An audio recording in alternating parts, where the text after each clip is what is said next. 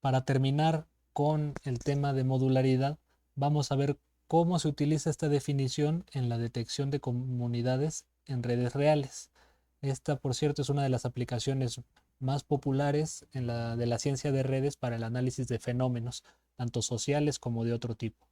Pero antes de ver cómo se utiliza esta definición, déjenme hacer eh, una mención que se nos pasó en el video pasado respecto a la definición.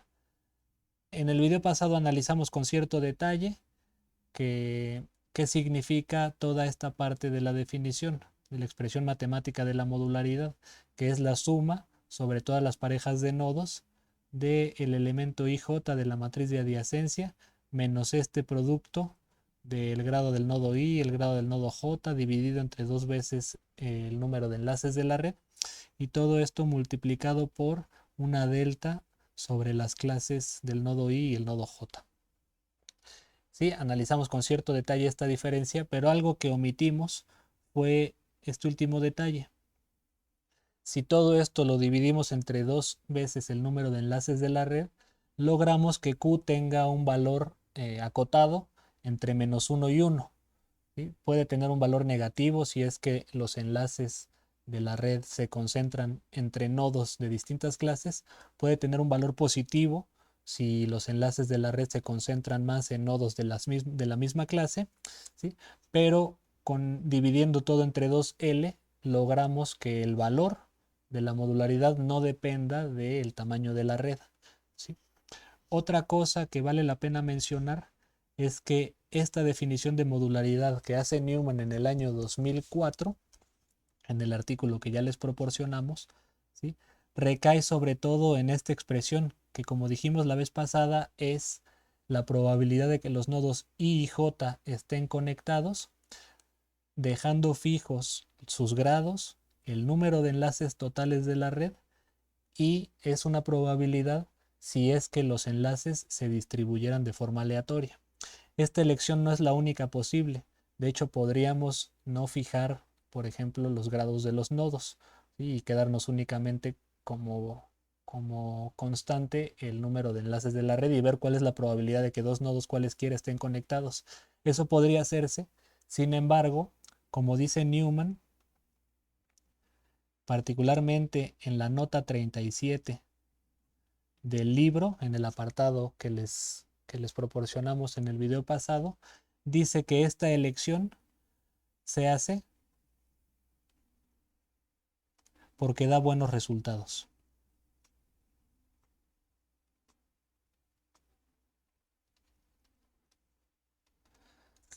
Entonces, tan es cierto que da buenos resultados que es la definición que se utiliza en bastantes de los algoritmos de detección de comunidades que hay disponibles en las paqueterías. No todos, pero sí algunos se basan en esta definición de la modularidad mediante un procedimiento que vamos a explicar a continuación.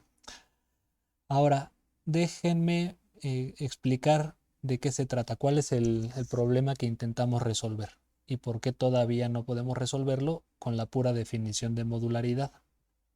Como dijimos desde el principio del curso, si partimos de un fenómeno de cualquier tipo, social, biológico o físico, y determinamos algunos elementos o elementos dentro de ese fenómeno e interacciones entre esos elementos, siempre podemos definir una red, ¿sí? Y entonces definir una red donde los elementos son los nodos y las interacciones son los enlaces, nos abre todo un abanico de herramientas matemáticas desarrolladas en la teoría de grafos que pueden dar luz sobre el fenómeno que estamos estudiando.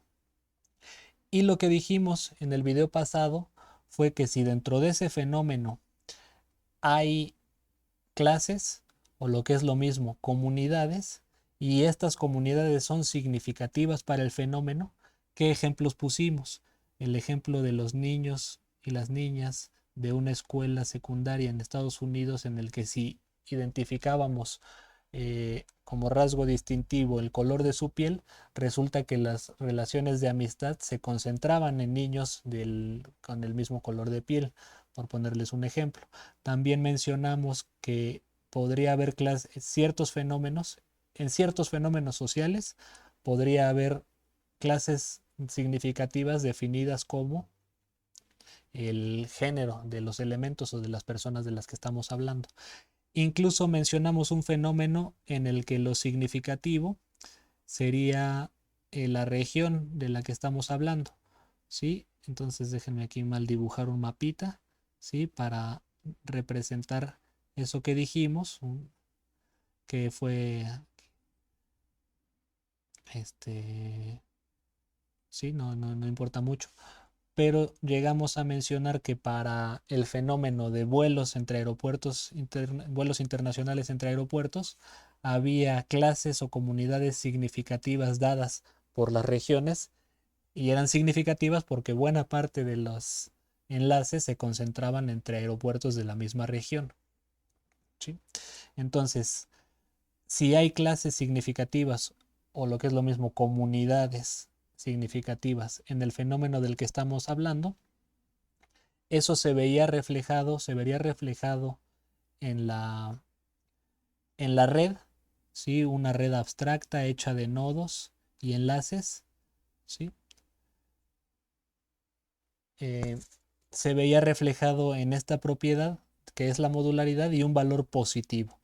De hecho, en el artículo de 2004 que les proporcionamos, se habla específicamente de que si la modularidad es mayor que 3, que 0.3, estas comunidades son significativas. Es decir, la mayoría, o bueno, los enlaces se concentran más entre nodos de la misma clase que si se distribuyeran de forma aleatoria esos enlaces. Ahora, estamos frente al fenómeno inverso ahora, porque lo que quisiéramos es que a partir únicamente de los de los de la red, esta red abstracta, sin conocer las clases o siquiera si existen clases o comunidades dentro del fenómeno, quisiéramos ver si dentro de la topología de la red abstracta podemos encontrar comunidades, ¿sí? Entonces, ahora tendríamos una red y queremos ver si la modularidad, tal y como la definimos en el video pasado, nos puede dar luz sobre la existencia de, de comunidades en el fenómeno que estamos analizando. Entonces, eh, déjenme hacer énfasis en eso. Estamos ahora hablando de una red abstracta, nodos y enlaces, ¿sí? Y quisiéramos ver, utilizar la modularidad para ver si existen comunidades. Pero eso, ¿cómo podríamos hacerlo? Si se acuerdan de la definición de modularidad, necesitamos clases para distinguir a unos nodos de otros y ver si este valor da positivo o da negativo, ¿sí? Entonces, de lo que se trata ahora es de ver si hay una división de los nodos de la red en ciertas clases, ¿sí? Que den un valor de la modularidad positiva o negativo, pero significativo al fin, ¿no? Pero no sabemos cuáles son las clases. Y entonces el problema que queremos resolver es de todas las posibles particiones de la red, en distintos grupos o en distintas clases o en distintas comunidades de nodos, cuáles dan valores más grandes para la modularidad. Como se pueden imaginar, eso no es un problema sencillo. De hecho, eh, todas las posibles particiones de los nodos de una red, ¿sí?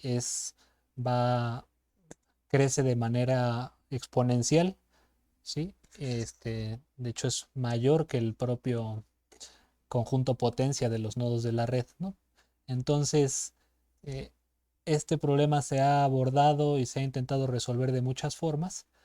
Particularmente están los artículos de Newman, Moore, Clauset,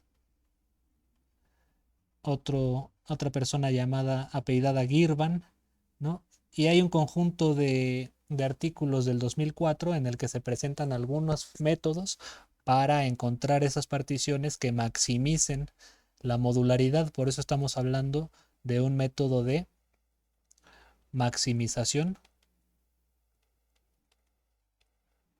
de la modularidad.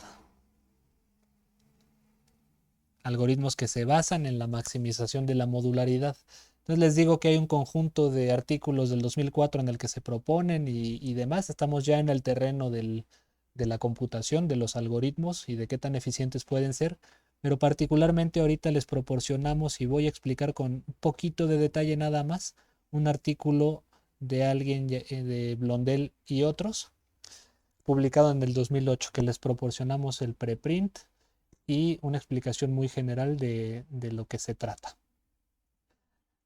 La forma, y tomo este diagrama de este artículo de